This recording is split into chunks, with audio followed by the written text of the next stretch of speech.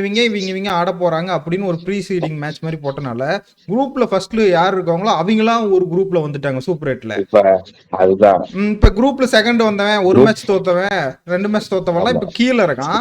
எல்லா மேட்சுமே ஜெயிச்சு வந்தவன் இப்போ ஒரே குரூப்ல இருக்கான். இப்போ ஒருவேளை நம்ம இது மாதிரி ப்ரீ சீடிங் மேட்ச் போடாம இருந்திருந்தா எல்லாத்துக்கும் சமமான வாய்ப்பு கிடைச்சிருக்கும்ல. இப்ப ஜிம்பாப்வே உள்ள வரும்போது ஜிம்பாப்வே ரசிகர்களே கனவுல கூட நினைச்சிருக்க மாட்டாங்க. அதனாலதான் நம்ம இவ்வளவு டவுட், இவ்வளவு கேள்விகள் இருக்குதே தவிர ப்ரீ சீடிங் கரெக்ட் தான். போன வேர்ல்டு கப்புமே ப்ரீ சீடிங் போட்டுதான் இருந்துச்சு. எனக்கு இதுல என்னன்னா, ஜிம்பாப்வே ஸ்ரீலங்கா கண்டிஷன்ஸ்ல விளையாண்டுட்டு இந்தியன் கண்டிஷன்ஸ், அதாவது தார் ரோடு கிரவுண்டுக்கு வர போறாங்க. டெல்லி, அகமதாபாத், சென்னைன்னு. அதுலதான் ஜிம்பாப்வே மாட்ட போறாங்களே தவிர அவங்க ஸ்ரீலங்காலே விளையாண்டுருந்தா கண்டிப்பா செமிஸ் வர்றதுக்கான வாய்ப்புகள் அதிகபட்சமா இருக்கும். ஸ்ரீலங்கா நல்ல டீமு. நேத்து தோத்தது வந்து ஃபுல் ஸ்ட்ரென்த்தான ஸ்ரீலங்காவே கிடையாது. நான் சொன்ன மாதிரியே ஃபர்ஸ்ட் 10 நிமிஷம் 50+ அடிச்சாரு. ஆனா மத்தவங்க எல்லாமே கொஞ்சம் சொதப்பிட்டாங்க. அதே மாதிரி பாகிஸ்தான சின்ன டீம்னே நினைக்காதீங்க. நம்ம கோடம் மட்டும் தான் லூஸ் பசங்களா மத்தபடி மத்ததெல்லாம் சூப்பர் டீமு.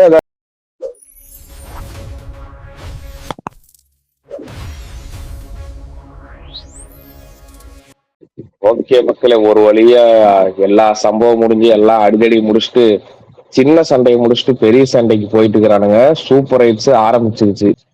மேட்சஸ் எல்லாம் ஷெட்யூல் ஆயிடுச்சு. சூப்பர் எயிட்டுக்கு முன்னாடி இவனுங்களாம் என்ன பண்ணானுங்க, இல்ல சூப்பர் எயிட்ல போய் என்ன பண்ண போறானுங்கன்ற இந்த வீடியோல பார்ப்போம். இது வந்து சூப்பர் எயிட் அனாலிசிஸ். எந்தெந்த டீம் நல்லா பண்ண போகுது பண்ண மாட்டாங்கன்னு பார்ப்போம்.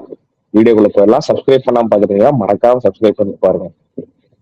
பிரபு ஆரம்பிச்சது என்ன, யாருக்கு சூப்பர் எயிட்டுக்கு வந்திருக்கா? இல்ல சூப்பர் எயிட் வந்திருக்குங்கிறதோட இப்ப குரூப் 4 குரூப்பா பிரிச்சாங்கல்ல. அதுல என்ன ஆயிடுச்சு, இப்ப நம்ம குரூப் ஏல பார்த்தா இந்தியா பாகிஸ்தான் குவாலிஃபை, குரூப் பில ஜிம்பாப்வே ஸ்ரீலங்கா குவாலிஃபை, குரூப் சில West Indies England qualify, group டில சவுத் ஆப்பிரிக்கா நியூசிலாந்து குவாலிஃபை.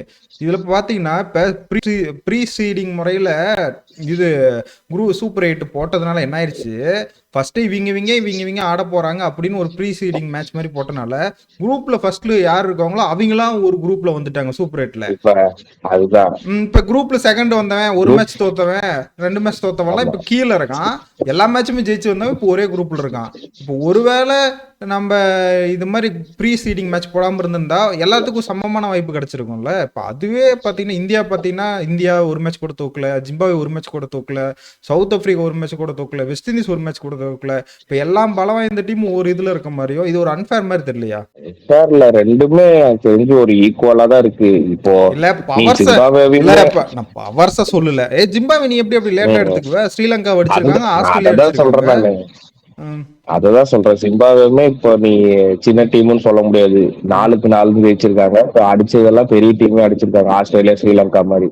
அதனால எனக்கு தெரிஞ்சு ஈக்குவலான குவாலிட்டியா தான் இருக்கு. ப்ரீசீடிங் வேணா அவங்க ஃபர்ஸ்ட் போட்டது வேணா கொஞ்சம் தப்பா இருக்கலாம். இப்ப நம்ம அப்படி போடாம இருந்தா இப்ப நம்ம குரூப்ல இங்கிலாந்து நியூசிலாந்து வரதுக்கு கூட வாய்ப்பு இருக்கு. நம்ம குரூப் இன்னும் டஃப்பா இருக்கும். அதனால நான் டஃப் அதுக்குள்ள போகல. நான் என்ன சொல்றேன், ப்ரீ சீடிங் போட்டதுனால இப்ப நம்ம நல்லா விளையாடுற டீம்ல ஒரு குரூப்ல போயிருச்சுல, ஒரு மேட்ச் தோத்த டீம்ல இப்ப 2வது குரூப் போயிருச்சுல்ல. இல்ல ப்ரீ சீடிங் எதுக்கு போட்டாங்கன்னா, நம்மள மாதிரி ஆடியன்ஸ் எல்லாம் டிக்கெட் புக் பண்றது. அதாவது இந்த டீமோட தான் மோதுங்கிறதுக்கோசரம் முன்னாடியே இப்ப ஃபாரின்ல இருக்கிறவங்க ஒரு 3 மாசத்துக்கு முன்னாடியே டிக்கெட் புக் பண்ணணும் அப்படிங்கிற நோக்கத்துல தான் போட்டது. யாருமே எதிர்பார்க்கல ஆஸ்திரேலியா வெளியே போகும், இப்படி அடி வாங்கிட்டு வெளியே போகும்னு யாருமே எதிர்பார்க்கல. ஜிம்பாப்வே உள்ள வரும்போது ஜிம்பாப்வே ரசிகர்களே கனவுல கூட நினைச்சிருக்க மாட்டாங்க. அதனாலதான் நம்ம இவ்வளவு டவுட், இவ்வளவு கேள்விகள் இருக்குதே தவிர ப்ரீ சீடிங் கரெக்ட் தான். போன வேர்ல்டு கப்புமே ப்ரீ சீடிங் போட்டுதான் இருந்துச்சு. எனக்கு இதுல என்னன்னா, ஜிம்பாப்வே ஸ்ரீலங்கா கண்டிஷன்ஸ்ல விளையாண்டுட்டு இந்தியன் கண்டிஷன்ஸ், அதாவது தார் ரோடு கிரவுண்டுக்கு வர போறாங்க. டெல்லி, அகமதாபாத், சென்னைன்னு. அதுலதான் ஜிம்பாப்வே மாட்ட போறாங்களே தவிர அவங்க ஸ்ரீலங்காலே விளையாண்டுருந்தா கண்டிப்பா செமிஸ் வர்றதுக்கான வாய்ப்புகள் அதிகபட்சமா இருக்கும். ஸ்ரீலங்கா, நியூசிலாந்து, இங்கிலாந்து அது மாதிரி டீம் தான் ஆடி இருந்திருப்பாங்க. அவங்களுக்கு கொஞ்சம் ஈஸியா இருந்திருக்கும். இந்தியாவுக்கு வர்றதுனா கொஞ்சம் கஷ்டமோ டஃப்போ, India South Africa West Indies ஆடுறது கொஞ்சம் கஷ்டமோ இருக்கிற மாதிரி இருக்கும். இல்ல நான் என்ன நினைக்கிறேன்னா, ஜிம்பாப்வே அங்க ஆடி கம்ஃபர்டபுளா வின் பண்ணும்போது 85 மீட்டர் 6 கிளியர் பண்ணும்போது இங்க ரொம்ப சின்ன பண்றி 69 65 எல்லாம் இருக்கு, 59 எல்லாம் இருக்கு. நான் என்ன சொல்றேன்னா, இவங்களுக்கு இந்தியா டஃப் ஒத்துக்கிறேன். இந்தியாவை அடிக்க முடியாது. பும்மாரா, வருண் சக்கரவர்த்தி பவுலர்ஸ் இருக்காங்க. மற்ற 2 டீம் பாருங்க, சவுத் ஆப்பிரிக்காவும் வெஸ்ட் இண்டீஸும் ஒன்றும் பெரிய பவுலிங்லாம் இல்லை. ஸ்பின் ஆகிற பிச்சில் அக்கிலூசன் மாதிரி ஃபர்ஸ்டே விக்கெட் எடுக்க முடியலன்னா அந்த டீமே பார்த்தீங்கன்னா கடைசி வரையுமே பேட்டிங் ஆடுற டீம் தான் ஒழிய பவுலிங் நல்ல பவுலிங் கிடையாது. அதனால ஒருவேளை சவுத் ஆப்பிரிக்கா கிட்ட பவுலிங் இருக்கு. அந்த பவுலிங் வச்சு பயம் கட்டிடுவாங்க. ரபாடா, நார்கியா, லுங்கிங்கிடி, மார்க் விங்சன் அதை வச்சு ஜிம்பாப்வே பயம் கட்டிடுவாங்க. இல்ல அதுதான் இப்ப நான் என்ன சொல்றேன், அந்த குரூப்ல இருந்ததுன்னா பாகிஸ்தான் டீம் பயம் காட்டுற பவுலிங் கிடையாது, நியூசிலாந்து டீம் பயம் காட்டுற பவுலிங் கிடையாது, ஸ்ரீலங்கா டீம் பவுலிங் கிடையாது, இங்கிலாந்து டீம் பவுலிங் கிடையாது. அந்த குரூப்ல போயிருந்தா அவங்களுக்கு கொஞ்சம் ஈஸியா இருந்திருக்கும். இந்த குரூப்ல வந்ததுனால இந்தியா கிட்ட பவுலிங் இருக்கு, சவுத் ஆப்பிரிக்கா கிட்ட பவுலிங் இருக்கு, வெஸ்ட் இண்டீஸ்ல இப்ப வர எல்லா டீமும் ஆல் அவுட் பண்ணிட்டுக்கிறேன். அவங்க டீமே பவுலிங் இருக்குதுன்னு எடுத்துக்கிட்டா கூட இந்த குரூப் செம்ம ஸ்ட்ராங். எல்லாருமே சொல்றாங்க பாகிஸ்தான் இருக்கிற குரூப், ஸ்ரீலங்கா இருக்கிற குரூப் ரொம்ப ஈஸி. ஆமா, உண்மையாலுமே ரொம்ப ஈஸி தான். எல்லா டீம்லயும் ஒண்ணு ஸ்ட்ராங்கா இருக்கு, ஒண்ணு வீக்கா இருக்கு. நம்ம குரூப்ல அப்படி கிடையாது. ஜிம்பாப்வே பயங்கர ஸ்ட்ராங்கா இருக்குதுன்னு நம்ம சொல்லிட்டு இருக்கிறோம்னா, இப்ப நம்ம குரூப்ல இருக்கிற எல்லா டீமுமே செம்ம ஸ்ட்ராங்கா தான் இருக்கு. அடி தட்டி கன்ஃபார்ம் நம்ம குரூப்ல சம்பவமும் இருக்கு. ஈக்குவலா இருக்கு. ரெண்டு குரூப்பும் எனக்கு தெரிஞ்சு ஈக்குவல் காம்படிஷனா இருக்கு. இப்ப அந்த குரூப்லயுமே பாத்தீங்கன்னா இந்த குரூப்ல ஜிம்பாப்வேனா, இப்ப அந்த குரூப்ல நம்ம சின்ன டீம்னு எதுவுமே சொல்ல முடியாது. எல்லாருமே கொஞ்சம் பெரிய டீம் தான். ஸ்ரீலங்காவுமே இப்போ போன மேட்ச் எனக்கு தெரிஞ்சு போன மேட்ச் தோப்பாங்க நான் எதிரே பார்க்கல. நம்ம மேட்ச் ரிவியூல பேசியிருந்தா ஜெயிப்பாங்க ஸ்ரீலங்கா அப்படின்னா ஜிம்பாப்வே கிட்ட தோத்துட்டாங்க. அதனால இந்த வேர்ல்டு கப்ல யார் அடிக்கிறா எப்படி ஜெயிக்கிறாங்கன்னே ஒண்ணுமே புரியல. இந்த வேர்ல்டு கப் இப்ப ஃபர்ஸ்ட் வேர்ல்டு கப் போன எடிஷன் வேர்ல்டு கப்ல பார்த்தோன்னா சின்ன டீம்லாம் பார்த்தே தெரியும். சின்ன டீம் கொஞ்சம் சுமாரா விளையாடும். இந்த டைம்ல எல்லா மேட்சுமே க்ளோஸ் மேட்ச் ஆயிருக்கு. பெருசா எந்த சின்ன டீமுமே மோசமா விளையாடல. அதனால இந்த வேர்ல்டு கப் ரொம்ப நல்லா போயிருக்கு. அவங்க பிளான் பண்ண மாதிரி சூப்பரா போயிருக்கு. சூப்பர் எயிட்ஸ்ல எப்படி போகுதுன்னு பார்ப்போம். சூப்பர் எயிட்ஸ்ல யாரு போவா சூப்பர் ஃபோருக்கு? சூப்பர் ஃபோருக்கு எனக்கு தெரிஞ்சு இந்தியா, நம்ம குரூப்ல இந்தியா, வெஸ்ட் இண்டீஸ் ஒரு கண்ணா இருக்கு. இருந்தாலும் ஜிம்பாப்வே வந்தா இன்னும் கொஞ்சம் ஒரு நல்லா இருக்கும்னு எனக்கு தோணுது. அந்த குரூப்ல பார்த்துக்கிட்டிங்கன்னா எனக்கு ஸ்ரீலங்கா ஃபர்ஸ்ட் போயிடும். பாகிஸ்தான் வாய்ப்பு இல்லை. நியூசிலாந்து வந்தால் நல்லாயிருக்கும். நியூசிலாந்து வந்தால் இன்னொரு காமெடி ஒன்று இருக்குது. ஆஸ்திரேலியா 2028 ஒலிம்பிக்கு ஆட முடியாது. அவங்க போய் குவாலிஃபை ஆடி தான் உள்ளே வரணும். பெரிய ஒரு இதெல்லாம் நடக்குமா கடைசி இதெல்லாம் நடக்குதுங்க போதுதான். ஒருத்தர் ரிட்டையர்மெண்ட்ல இருந்து வெளியே வந்தாருன்னா ஒலிம்பிக் ஆஸ்திரேலியா ஆடுறோம். அவரோட நிலைமை நினைச்சதா இப்ப ரொம்ப வருத்தமா இருக்கு. முதல்ல டீமே போகுமான்னு தெரியல. இவ்வளவு கேவலமான ஒரு ஆட்டத்தை ஆனா வந்துருவாங்க. நம்ம இன்னும் அவங்களுக்கு எல்லாம் நிறைய மேட்ச் இருக்கு. போட்டு வெறும் T20 ஆடி கூட நியூசிலாந்து உள்ள வர மாட்டேன். என்னோட கணிப்படி நியூசிலாந்து உள்ள வர மாட்டேன். அந்த குரூப்ல ஸ்ரீலங்காவும் பாகிஸ்தானும் உள்ள வருவாங்க. ஸ்ரீலங்கா நம்ம ஜிம்பாப்வேயோட ஆடின கிரிக்கெட் வச்சு நம்ம எடை போடக்கூடாது. பில்டிங் ரொம்ப சொதப்பலா இருந்துச்சு. பவுலிங்கும் சமீரா உட்கார வச்சு ஆடினாங்க. பேட்டிங்ல அப்படி இப்படி தேத்தி நம்ம பேட்டிங்ல 10 நிமிஷம் நம்பி இருக்காங்கன்னு சொல்றோம். அப்படி இப்படி தேத்தி ஒரு 180 ரன் கொண்டு வந்துடுறாங்க. பவுலிங்ல தான் போட்டு விட்டாங்க. தீக்ஷனா நேத்து போட்டு தீக்ஷனா கிடையாது. சூப்பர் எயிட்ல நல்லாவே போடுவாரு. யார்கர் போடுவாரு. நேத்து எல்லாமே கொஞ்சம் லேசியா விளையாண்ட மாதிரி இருந்துச்சு. அதெல்லாம் சூப்பர் எயிட்ல கொஞ்சம் தவிடுபடி ஆக்கி நல்லா விளையாடுவோம்னு நினைக்கிறேன். பாகிஸ்தான் இப்பயும் சொல்றேன், இந்தியா கிட்ட மட்டும்தான் அவங்க வெரி வெரி வீக் டீமு. மற்ற டீமு எல்லாம் பயங்கரமான ஸ்ட்ராங் டீமு.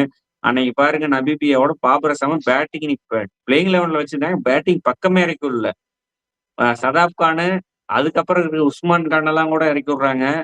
பாபர் அசாம் பேட்டிங்ல இறக்கி விடல. அவர் வெளியே உட்காரச்சிட்டு வேற பேட்ஸ்மேன் உள்ள போடலாம், அதையா பண்ண மாட்டேங்கிறாங்க. பக்கார் சமன் உள்ள போடலாம், அதையா பண்ண மாட்டேங்கிறாங்கன்னு தெரியல. பவுலிங் அவங்க பக்கம் ஸ்ட்ராங்கு. அஃப்ரிடியை உட்கார வச்சுட்டாங்க. சல்மான் மிஸ்ரா உள்ள போட்டாங்க. நபிபியா மேட்ச் பவுலிங் ஸ்ட்ராங் பண்ணிட்டாங்க. பாகிஸ்தான் செமியோட இந்தியா ஆட போகுது. மறுபடியும் நம்ம கொழும்பா போறோம். ரிவெஞ்ச் கன்ஃபார்ம் இருக்க போகுதுன்னு நினைக்கிறேன். நம்ம பாகிஸ்தான் நம்ம குரூப்ல நீங்க என்னமோ சவுத் ஆப்பிரிக்கா 2 பேருமே நானும் ஒரு வாரமா பாக்குறேன். சவுத் ஆப்பிரிக்கா ஒரு ஜோக்கர்ன்ட்டுக்கிறீங்க. அவன் தாண்டா இங்க பெரிய வேலையை பார்த்துட்டு போறாங்கிற மாதிரி அவன் நமக்கு பெரிய வேலைய லீக் மேட்ச்லயே பார்த்துட்டு போறான்னு நினைக்கிறேன். அதாவது சூப்பர் எயிட்லயே பார்த்துட்டு போறான்னு நினைக்கிறேன். சவுத் ஆப்பிரிக்கா நீங்க சொல்ற மாதிரி ஜிம்பாப்வே போன டைம் எப்படி ஆப்கானிஸ்தான் உள்ள வந்துச்சோ, உள்ளகமே 2020 வேர்ல்ட் கப்னா என்னன்னு தெரிஞ்சிச்சு ஆப்கானிஸ்தான் உள்ள வரும்போது. அது மாதிரி ஜிம்பாப்வே உள்ள வந்துச்சுன்னா கிரிக்கெட் ரசிகனா எனக்கு ரொம்ப சந்தோஷம். ஜிம்பாப்வே மாதிரி ஒரு நாடு வந்துச்சுன்னா அந்த நாட்டுல கிரிக்கெட் பயங்கரமா பூம் ஆகி 2-3 வருஷத்துல IPL 2-3 பிளேயர்ஸ் ஆடுறதுக்கான வாய்ப்புகள் அதிகமா இருக்கு. India default. பாகிஸ்தானே நீங்க சின்ன டீமா சொல்ற. நியூசிலாந்து எனக்கு தெரிஞ்சு நான் ஃபர்ஸ்ட்ல இருந்தே சொல்றேன், நியூசிலாந்து பெருசா இப்போ இது பண்றது இல்ல. அவங்க ஸ்ரீலங்கன் பிச்சர்ஸ்ல விளையாண்டாலுமே இந்தியாவில தான் நல்லா ஆடி இருக்காங்க. பெருசா அந்த இந்தியாவில ஆடின 2 மேட்ச் நல்லா ஆடி இருந்தாங்க. எனக்கு தெரிஞ்சு பாகிஸ்தானும் ஸ்ரீலங்காவும் தான் அதுல டஃப் காம்படிட்டர். ஏன்னா உனக்கு இங்கிலாந்துல பாத்தீங்கன்னா பெருசா பேஸ் பவுல் ஆர்ச்சர் ஃபார்ம்லே இல்ல. அவங்க ஏதோ சாம் கர்ன் வச்சு ஓட்டி விட்டுட்டு இருக்காங்க, சாம் கர்னையும் வில் ஜாக்ஸையும் வச்சு. இப்போ அதே மாதிரி நியூசிலாந்து பாத்தீங்கன்னா நியூசிலாந்துலயுமே இப்ப இன்ஜுரிஸ் அது இதுன்னு கொஞ்சம் ஆன் அண்ட் ஆஃபா இருக்காங்க. பேட்டிங் சூப்பரா ஆடுறாங்க, பவுலிங் எனக்கு தெரிஞ்சு பெருசா இருக்குமா தெரியல. ஸ்ரீலங்கா நல்ல டீம். நேத்து தோத்தது வந்து ஃபுல் ஸ்ட்ரென்த்தான ஸ்ரீலங்காவே கிடையாது. நான் சொன்ன மாதிரியே ஃபர்ஸ்ட் 10 நிமிஷம் 50+ அடிச்சாரு. ஆனா மத்தவங்க எல்லாமே கொஞ்சம் சொதப்பிட்டாங்க. அதே மாதிரி பாகிஸ்தான சின்ன டீம்னே நினைக்காதீங்க, நம்ம கோடம் மட்டும் தான் லூஸ் பசங்களா ஆடும். மத்தபடி மத்ததெல்லாம் சூப்பர் டீம். அதான் தினேஷ் சொன்ன மாதிரி அப்ரீடி பாபர் அசம் 2 பேர்த்தையும் கொண்டே தூக்கி எறிஞ்சிட்டீங்கன்னா சூப்பர் டீம். அதனால இப்ப எனக்கு தெரிஞ்சு பாகிஸ்தான் ஸ்ரீலங்கா வர வாய்ப்பு இருக்கு. ஆனா இங்கிலாந்து வந்தா நல்லா இருக்கும்னு தோணுது எனக்கு. ஏன்னா சூப்பர் 4 பார்க்க கொஞ்சம் நல்லா இருக்கும். அதுக்கப்புறம் நம்ம குரூப்ல ஃபர்ஸ்ட் ப்ரிஃபரன்ஸ் இந்தியா. ரெண்டாவது நான் ஏன் வெஸ்ட் இண்டீஸ் சொல்றேன்னா, வெஸ்ட் இண்டீஸ் ரொம்ப கேவலமா ஆடிட்டு இருந்தானுங்க இதுக்கு முன்னாடி. வேர்ல்டு கப்புக்கு முன்னாடி இந்த சீரீஸ் ஆப்கானிஸ்தான் சீரீஸ், அதுக்கு முன்னாடி ஒரு சீரீஸ் விளையாண்டாங்க. அதுக்கு முன்னாடி படு கேவலம், எல்லாத்துலயும் கேவலமா விளையாண்டு இருந்தானுங்க. இப்ப இந்த வேர்ல்டு கப்ல வந்து கொஞ்சம் நல்லா விளையாடுறானுங்க. அப்புறம் அவனுக்கு ஒருத்தன் கூட ஸ்பான்சர் தர மாட்டேன்ட்டான். அவனுக்கு ஸ்பான்சர் டிஷர்ட்ல ஒரு ஸ்பான்சர் கூட எல்லாம் ஆடிட்டு இருக்கானுங்க. ரொம்ப செத்துக்கிட்டு இருக்கு வெஸ்ட் இண்டீஸ்ல கிரிக்கெட். இதுல ஜெயிச்சு சூப்பர் 4 செமி இது மாதிரி ஆடினாங்கன்னா அவங்க கிரிக்கெட் கொஞ்சம் நல்லா இருக்கும். வெஸ்ட் இண்டீஸ்ல எப்படி இருந்த டீம், லெஜெண்டரி டீம், கடைசியா இவனுக்கு இந்த லீக்ல விளையாடுறேன்னு போய் எல்லாம் முடிச்சுட்டானுங்க எல்லாம். அதனால வெஸ்ட் இண்டீஸ் வந்தா நல்லா இருக்கும். சவுத் ஆப்பிரிக்கா நல்லா தான் இருக்கு. எனக்கு அந்த ஸ்பின் மட்டும் கொஞ்சம் அடி வாங்குவாங்கன்னு தோணுது, மத்தபடி பிரச்சனை கிடையாது.